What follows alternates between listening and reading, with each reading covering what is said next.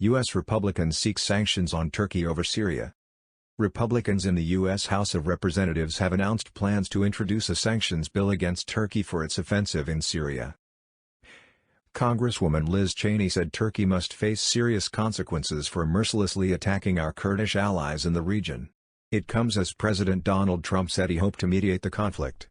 Turkey moved into northern Syria on Wednesday after the president pulled U.S. troops out of the area. Tens of thousands of civilians fled their homes on the second day of the offensive. Critics say the U.S. withdrawal effectively gave Turkey the green light to begin its cross-border assault, which President Recep Tayyip Erdogan says is to create a safe zone running for 480 kilometers along the Syrian side of the border. Kurdish militias of the Syrian Democratic Forces, SDF, control the cross-border areas, groups Turkey calls terrorists who support an anti-Turkish insurgency. The SDF have been key allies of the United States in the battle against the Islamic State, IS, group, and say they have been stabbed in the back by the U.S. There are fears the operation could lead to an ethnic cleansing of Kurds and revive IS. What is the sanctions plan? A group of 29 Republicans in the Democratic-controlled House of Representatives have announced legislation which would impose sanctions on Ankara. If Turkey wants to be treated like an ally, it must begin behaving like one, Ms. Cheney wrote in a statement. They must be sanctioned for their attacks on our Kurdish allies. Ms. Cheney adds that Congress has long had concerns about the Erdogan regime's cooperation with U.S. adversaries, such as Russia. No mention is made of the U.S. troop withdrawal. President Trump made clear that if Turkey crosses a line in Syria, he would totally obliterate the economy of Turkey, and this legislation gives the United States the tools to make good on that promise, Representative Jody Arrington wrote. It comes the day after Republican Senator Lindsey Graham unveiled a sanctions bill, along with Democratic Senator Chris Van Hollen, for severe sanctions against Turkey. Mr. Graham is a staunch ally of President Trump, but has vocally criticized his administration for the troop withdrawal in Syria, saying the U.S. had shamefully abandoned the Kurds. How has President Trump reacted?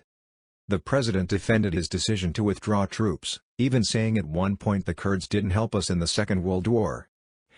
But he has since taken a harder line on Turkey's offensive after criticism at home and abroad. Mr. Trump has suggested sanctions could come if Turkey's operation is not humane. A red line one official told reporters meant ethnic cleansing, indiscriminate artillery, air and other fires directed at civilian populations. We have not seen significant examples of that so far, but we're very early, the official said on condition of anonymity, adding that the president had tasked diplomats with seeing if there are areas of commonality between the two sides, if there's a way that we can find our way to a ceasefire. President Trump tweeted on Thursday that there were three choices for the U.S. Send in thousands of troops and win militarily, hit Turkey very hard financially and with sanctions, or mediate a deal between Turkey and the Kurds. The president later told reporters, "I hope it's going to be the last one." He made the remarks before he flew to Minnesota for a campaign rally. While reiterating his hope to mediate the conflict between the Kurds and Turkey, the president told the crowds it was time to bring our soldiers back home and criticized U.S. involvement in the Middle East. "These wars produce only chaos and bloodshed," he said. "We're slowly getting out of the Middle East. We're doing it carefully." Trump's supporters back troop withdrawal. Why do we need to be the policemen of the world? For many of Donald Trump's supporters attending his rally in central Minneapolis, their opinion on Turkey's assault on Syria, coming after U.S. troops were pulled out of the city, was the same. "I think it's great we've stopped involving our troops in their problems in Turkey and Syria," said 24-year-old Alex Ledesma. "We're not their babysitters." Melissa Era, 52, said, "What's going on there has been going on for hundreds of years. How many of our people have to die over there, for something that's not our cause? It's going to continue whether we are there or not." But Marine Corps veteran Eric Rajay had a different take. "I thought it was a mistake to pull out of Afghanistan so quickly.